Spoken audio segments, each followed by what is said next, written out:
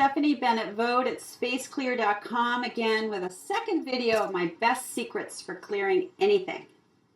So how are you feeling today?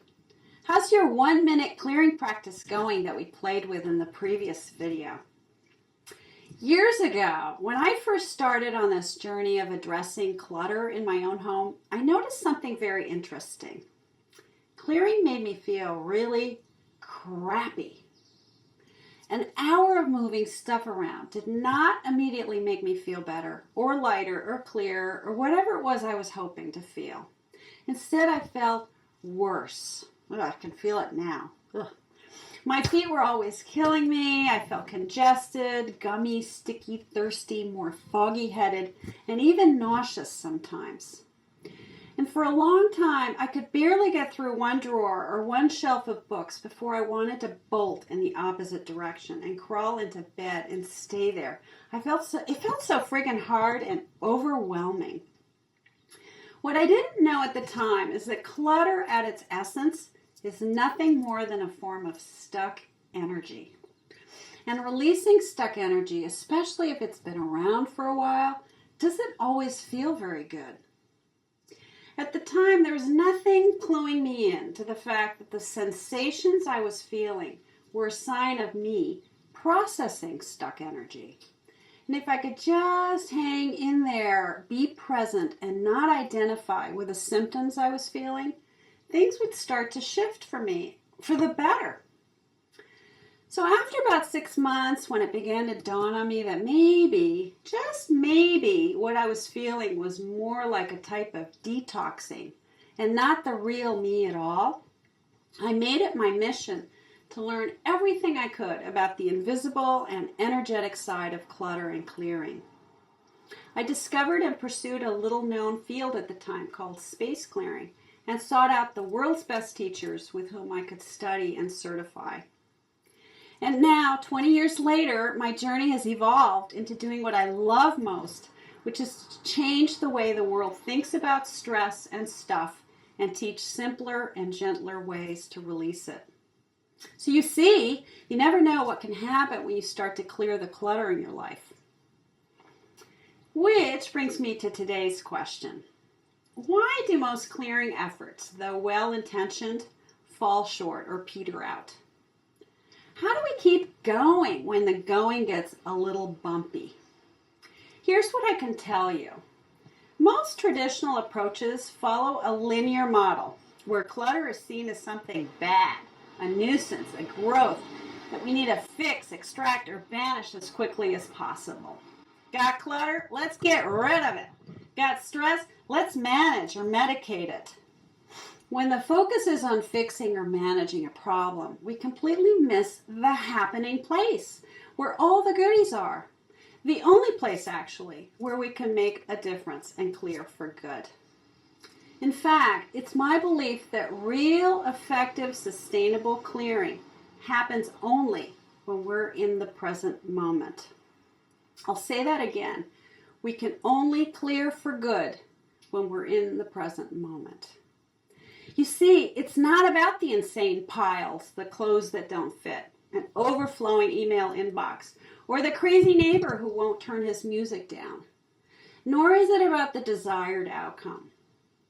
It is the level of attention and presence you bring to these issues. In other words, how you relate to them. To relate means to notice and feel the resistance, the guilt, the shame, the shoulds, the worries, the hurting feet, the foggy-headedness, the guckiness, all those sensations that are encoded in that stress and stuff as stuck energy. To relate means being the observer of your experience with your 5 primary senses: smell, taste, touch, seeing, hearing, and your 6th sense of intuition in present time. Observing is also called awareness. So here's the thing. You can't think your way to awareness. You need to feel it. Awareness is achieved through the highly developed sensing apparatus, called the body, which is processing information all the time. even whether you're conscious of it or not. When you tune in with your senses without analyzing or judging your efforts and lead with your heart, you effectively release stuck energy and emotional charge for good. This is what it means to clear. It's a real game changer, folks. So if you'd like to play with this concept of compassion awareness a bit more, I invite you to try this. Sometime today, when you have 5 or 10 minutes, go into your closet and identify one item of clothing in your wardrobe that isn't working for you. It could be the pants that you bought on sale because they were half price, but don't flatter you and never have. It could be the shoes that give you blisters, or the shirt you love but won't wear because it's missing a button. Pull the item out of your closet or drawer or laundry basket, sit down and lay it on your lap. Set a timer for 1 minute and close your eyes and notice how the item makes you feel. Just observe the sensations. Maybe your heart is beating a little faster, your hands are clammy, or you have a lump in your throat, or your breathing has gotten really shallow. Even the micro movements, micro sensations, observe them. The thoughts, the emotions that come up, the self-judgments, the attachments, the overwhelm. Notice the impulse to rush and get it over with. Be aware of all sensations without doing anything to fix or manage them. Remember, the task is not about getting rid of the items so much as noticing the thoughts and feelings that are keeping you from letting it go.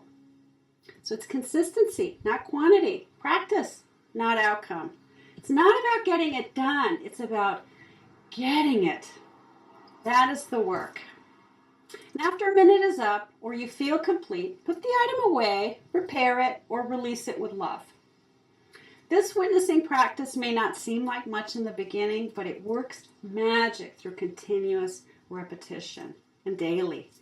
Anytime you feel overwhelmed, remember, dial it back. So if you like, you can complete the task by doing something that feels really good. Have a cup of tea, get outside, play some uplifting music. In my next video, I'll be talking more about the feel-good side of clearing. So if you're enjoying these videos, please let me know in the comment thread and share, like, tweet, pin, and beam this message out into the world. And let's move some stuck energy together. Thanks for joining me here today, everyone. See you next time.